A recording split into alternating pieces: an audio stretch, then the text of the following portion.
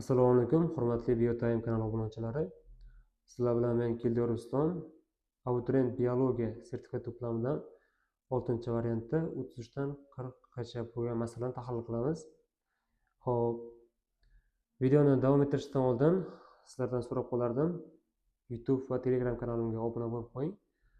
Obunachilar qanchalik ko'paysa, bizda shuncha ko'p ishtiyoq ortadi va sizlarga foydali ma'lumotlar yetkazib turamiz. Demak, bizda 33 dan 35 gacha bo'lgan masala emas, nazariya ekan. Ya'ni rasmda berilgan raqamlar qaysi biri to'g'ri keladi. Misol uchun 33. 33 da ko'rish nervining debdi qayerda joylashgan. Ya'ni ko'zning ichki tuzilishida ko'zning ko'rish nervlari qaysi raqamdan foydalangan deb. Doim ko'z sohasiga kirib kelayotgan nervi bu ko'rish nervi hisoblanadi. Bu degani 1 bo'ladi. Ya'ni A. 34.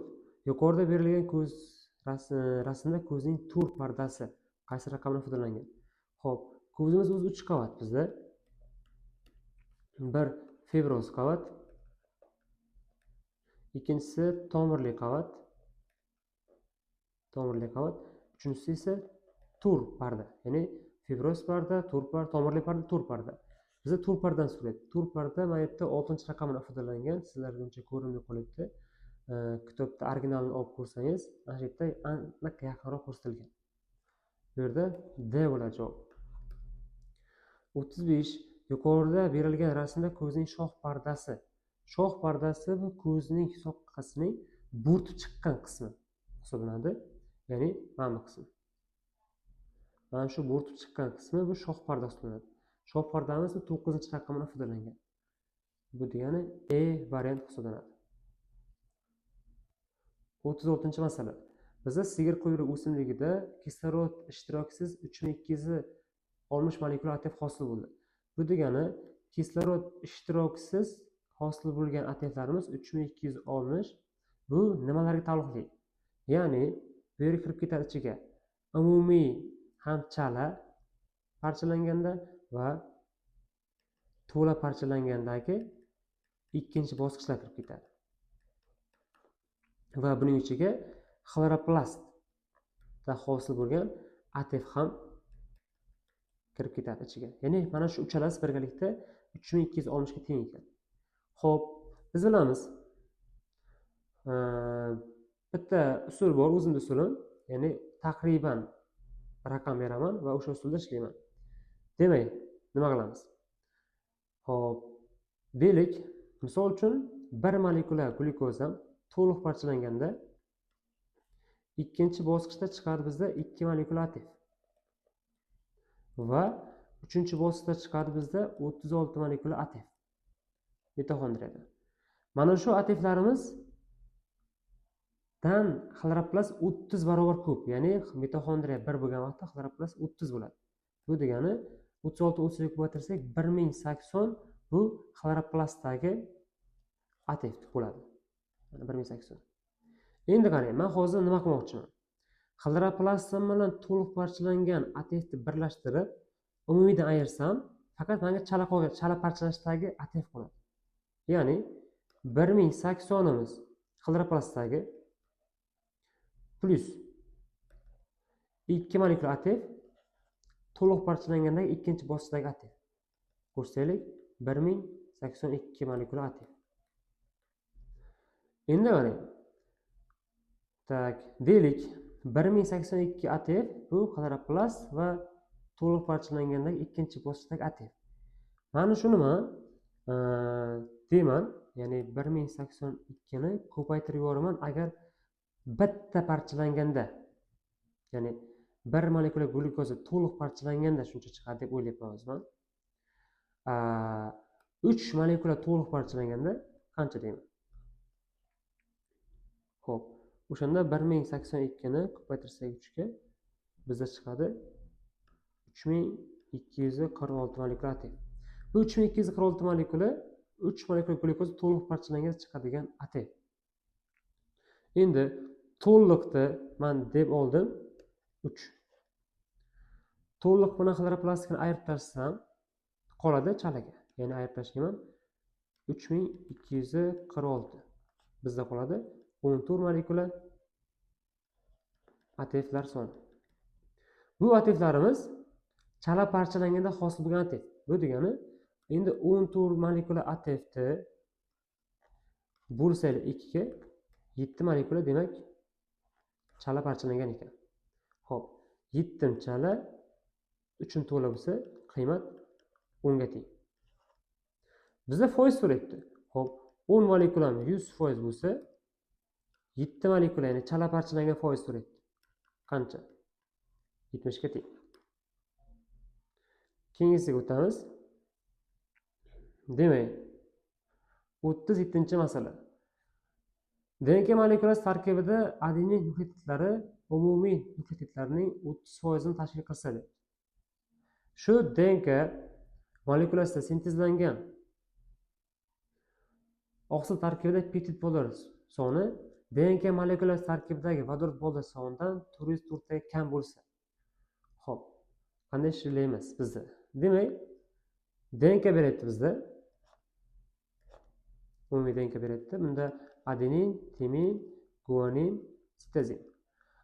Guaninda, adeninda foizi 30% deydi. 30% ga teng. Agar 30% teng bo'lsa, bunda 20% guanin taloqli bo'ladi. Umumiy qiymat bu yerda 50 bo'lishi kerak bir zanjir. Xo'p, men berib olaman. Umumiy DNK'mda 6x deb olsam, o'shanda adeninim 1.8x bo'ladi, guaninim esa 1.2x bo'ladi. Shunday umumiy qiymat 3x, bu ham 3x. Endi biz aytayapti, vodorod bog'lar ayirsaylik peptid bog'lardan kelib chiqadi 404 deb. Vodorod bog' topish formulasi qanday topiladi? Tak, DNK plus guanin teng vodorod bog' formulasidan foydalanamiz. DNK nechta? 6x. 6x plus guanin nechta? 1.2x. Ko'rsaylik 7.2x bu vodorod bog'. Bu degani 7.2x minus bo'ladi peptid bog'. Endi qarang, peptid bog' qanday topiladi? Peptid bog'imiz DNK'miz 6x mi? Keng formula. DNK'ni bo'lsaylik 6 ga kelib chiqadi amino kislota soni. Bu ikkinchi formula. Shundan foydalanamiz. DNK 6x edi. 6x bo'laman 6 ga bizda x amino kislota soni kelib chiqadi. Endi amino kislotalardan birni ayirsak esa peptid bog' soni kelib chiqadi. Peptid bog' soni. Demak, ayiramiz. X minus 1 bo'ladi. Teng 404. Mana shuni ishlaymiz endi. Xo'p, shunda bizda 7.2x dan x ayirib tashlasak, bizda qoladi bu yerda 6.2x teng. Xo'p, endi bu yerda minus x'imiz bor, to'g'rimi? Yo'q, bu yerda qavs bo'ladi. Qavs bo'lgandan keyin qavsdan chiqaradigan vaqtda minus plus bo'ladi, tenglikni bitib o'tgandan keyin minus bo'ladi. Shu bu degani 403 bo'ladi. X'imiz teng bo'ladi. Shunda xo'p, 403 ni bo'lsaylik 60 yo'q, 6.2 ga bizda chiqadi 65. Demak, amino kislota soni kelib chiqdi 65 ga teng ekan. Xo'p, mana shu formuladan foydalanamiz endi. Amino kislotalarni ko'paytirib yuborsaylik 6 ga bizda kelib chiqadi umumiy DNK soni 390. 390 bu DNK soni bo'lsa, DNK dagi adenin timin o'rtasidagi nukleotidlar orasida vodorod bog' so'raydi bizda. Xo'p, bu nima degani? Adenin timin 30% bo'ldimi? Bu degani timin ham 30% degani. Xo'p, adenin timin 100% bo'lsa, 30% teng adeninga ko'paytirsaylik 0.3 ga 117 ta adenin bor.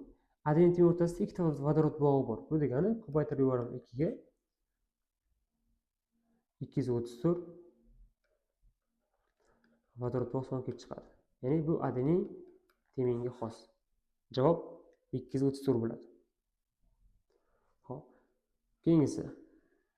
Xo'p, 38-masala bizda aytibdi, odamlarda tish emalining qo'ng'ir bo'lishi katta ekan. Demak, katta A shimalning qo'ng'ir holati ekan. Xo'p, katta B imiz ikkinchi kurashchining bo'lmasligi ekan. Ikkinchi kurashchining bo'lmasligi. Va katta S genimiz esa raxit kasalligi ekan. Va bular ikkalasi ham, uchalasi ham X xromosomaga chala birikkan holatda irslanadi ekan. Mana to'liq birikkan debdi. Bizga bergan ma'lumotlar yana xo'p, A, B, S genlar. A, B o'rtasidagi masofa 19,6 ekan. 19,6 ga teng, masofaga teng bo'lsa, A dan S gacha bo'lgan masofa esa 43,2 ga teng. Xo'p, B bilan topish uchun 19,6 ni 43,2 dan ayirib tashlayman. Bizga kelib chiqadi. B bilan C o'rtasidagi masofamiz 23,6 ga. Xo'p. Demak, endi nima qilamiz? Bizga bergan ma'lumotlar. Pravant erkak kishi. Ikkinchi kurak tishlari rivojlanmagan, tish emali qo'ng'ir, raxit kasalligi bo'yicha sog'lom deb. Demak, aytayapti bizda. Xo'p, bergan ma'lumotlar. Erkak kishi.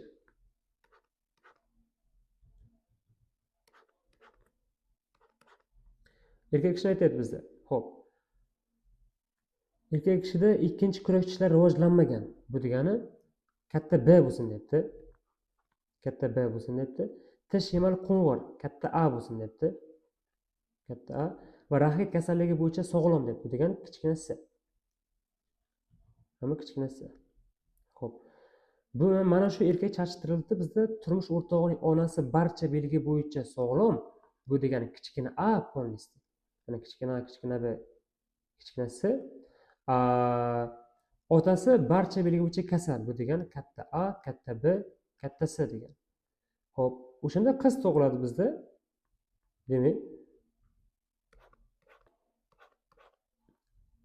bir tomonda yoziladi hamma dominant genlari. Katta A, katta B, katta S, kichkina A, kichkina B, kichkina S. Mana shu ikkita organizm o'zaro chaqishtirganimizda bizda hosil bo'libdi no crossing over 3 gomozigota individlarning tug'ilish ehtimolligi 14,6%. Xo'p. Olamiz gameta. Demak, bundan 8 xil gameta chiqadi, bundan esa 2 xil gameta chiqadi. Birinchi no crossover olamiz. Demak, katta A, katta B, katta S. Kichkina A, kichkina B, kichkina S. Xo'p. Katta A, kichkina B, kichkina S, kichkina A, katta B, katta S. Katta A, katta B, kichkina S, kichkina A, kichkina B, katta S. Oldida X ishorasi bor, ko'rib chiqamiz. Chunki X ga birikkan deb bizda. Endi qo'shib rasm bor. O'rtadagi farqni o'zgartiramiz. Ya'ni B ni katta A, kichkina B, katta S, kichkina A, katta B, kichkina S. Bundan 8 xil gameta chiqdi, bundan 2 xil gameta chiqadi. Ya'ni X katta A, katta B, kichkina S va Y. Xo'p. Chizib olamiz uni.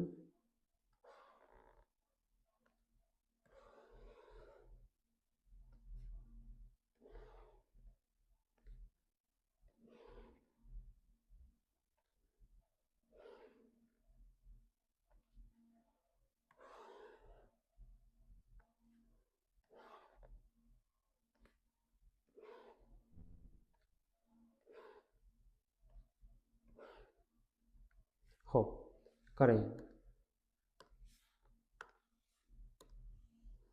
Demak, bizga bergan ma'lumot ushbu oilada no crossing over 3 gomozigota individlarning tug'ilish ehtimolligi 14,6% tashkil qilsa deb. Mana shu yerda demak 14,6% 3 gomozigota debdi.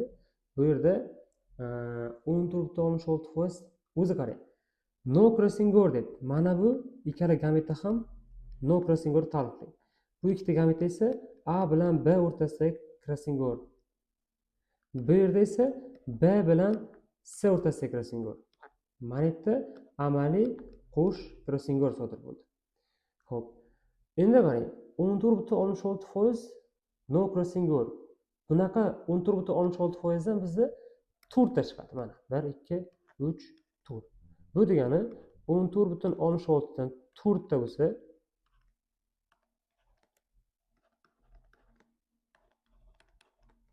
ko'paytirib yuboramiz. 14,66 ko'paytiramiz. Hop, 4 ga. Bizda kelib chiqadi. Xo'sh. 14,16 14,6 deylik. Ko'paytiramiz 4 ga. Hop, 58 ga 4 chiqdi. 58 ga 4. Hop. Endi qarang. Bu no crossingor foizi. Mana shu foiz orqali biz hozir amaliy qo'sh crossingor topsak bo'ladi. Ya'ni qanday? Men aytib o'zaman. Qarang. Demak, bizda amaliy qo'sh crossingor foizini, amaliy qo'sh cross foizini belgilab olamiz x deb. Tasavvur qilaylik. Xo'p, x plus amaliy qo'sh crossingor foizi plus 19,6 minus x. Ya'ni bu Morgandan amaliy qo'sh crossingor olib tashlasak, a b o'rtasida to'liq foiz chiqadi. Xo'p, plus 23,6 dan 23,6 dan ham ayirib tashlasak x ni b va c o'rtasidagi masofa, ya'ni foiz kelib chiqadi. Plus umumiy no crossing nechaga teng? 58,4. Mana shu teng ekan 100 deb. Xo'p, ishlaymiz endi qarang. Mana bu yerdagi plus ishorali x minus ishora x bilan yo'q bo'lib ketsa, ya'ni bular qisqarib ketsa, bizda x imiz qoladi. Xo'p, x o'zi bo'ladi. Endi qarang, 19,6 plus 19,6 plus 23,6 plus 58,4. 100 mana x plus 101,6 chiqadi. Endi mana 101,6 tenglik narigi betga minus o'tgandan keyin x teng bo'ladi 1,6 foizga. Bu 1,6 teng amaliy qo'sh crossingor foizi. Xo'p. Shunda nima bo'ladi? Amaliy qo'sh crossingor foizi 1,6 foiz bo'lsa, b c o'rtasida masofa 23,6 bo'lsa, shunda 1,6 ni aytsak 22 bo'ladi bizda. A b o'rtasidagi masofa 19,6 bo'lsa, 1,6 ni aytsak 18 bo'ladi. Tamom. Xo'p, mana shunda bular 9% teng keladi. Ya'ni 9 9 11 11 0,8 0,8 dan tushadi. Xo'p, biza so'ragan narsa nima? Ushbu oilada tish emali qo'ng'ir, ya'ni qanday yoziladi? Tish emali qo'ng'ir kattani so'rayapti bizda. Ikkinchi kurak tishlar rivoj bo'lmagan debdi. Bu degani katta B ni so'rayapti. Rahit bo'yicha sog'lom debdi. Bu degani kichkina S ni so'rayapti. Mana shu so'rayapti bizdan. Xo'p, uni qabuli tug'ilish ehtimolligi. Tak, 1 mana bu. Tak, 2 bu yerdan tug'ilishi mumkin. Bu yerda bo'lmaydi, chunki katta S bor, ya'ni rahit bo'lib qoladi. Bu ham bo'lmaydi, rahit bo'lib qoladi. Mana bu kiradi. Bu ham rahit bo'lib qoladi. Mana bu kiradi. Yana mana yerda ham bitta bor. Xo'p, endi qo'shib chiqamiz buni. Xo'p, olamiz. 11 da mana bu yerda 50% dan to'g'ri kelsa, bu ham qiymati 100 da. Buning qiymati ham 100 bo'ldi. 11 da bo'lsaylik 50% bu degani 5,5. Bu ham 5,5. Xo'p. 9 da yarmi 4,5. 14,6. Mana bu 0,8 yarmi 0,4. Hammasini qo'shib chiqamiz endi qarang. 0,4 11 4,5 14,6. Hammasini qo'shib chiqqanimizda bizda hosil bo'ladi bu yerda. Tak, ya'ni yozib olay shuni. 14,6 plus 4,5 plus ikkalasi qo'shsaylik 11 plus 0,4 hosil bo'ldi bizda 30,5 foiz. Bizda teng 30,5 ga. Javob shu bo'ladi. 39. Diploid navli makkachuqori chayindonidagi dastlabki jinsiy hujayra soni 1206 tashkil qilsa. Bizda dastlabki jinsiy hujayra nima degani? Bu degani mikrosporatsit. Mikrosporatsitni doim 2 na 1 ga teng. Xo'p, mikrosporatsitimiz teng ekan bizda 1260 ga. Bizda bitta mikrosporatsitdan 8 ta sperma chiqadi. O'shaning uchun 8 ga ko'paytirib yuborsam bizda hosil bo'ladi 1260 ni ko'paytiramiz 8 ga 10080 ta sperma soni. Spermatofolik. Bizga bergan ma'lumotlar. Qush o'rlanishida makkachuqori spermalari 40% qatnashmagan deb, qatnashgan ekan. Demak, umumiy 100% bo'lsa, 40% qatnashgan, shunda 60% qatnashmagan bo'ladi. Topib olamiz. Xo'p, mana bu nollar qisqarib ketsa, 1800 ko'paytiraman 4 ga. Shunda bizga kelib chiqadi 44032 qatnashgan. Ayirtirishsalik bundan 6048 esa qatnashmagan spermalarning soni. Bizda so'ragan narsa nima?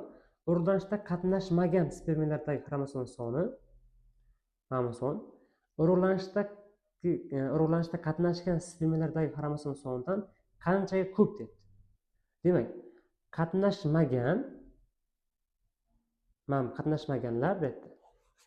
Qatnashganlardan qanchaga ko'p debdi. Bu degani 6048 ni ayirib olaylik 4032 dan spermalarni hosil bo'ladi bizda.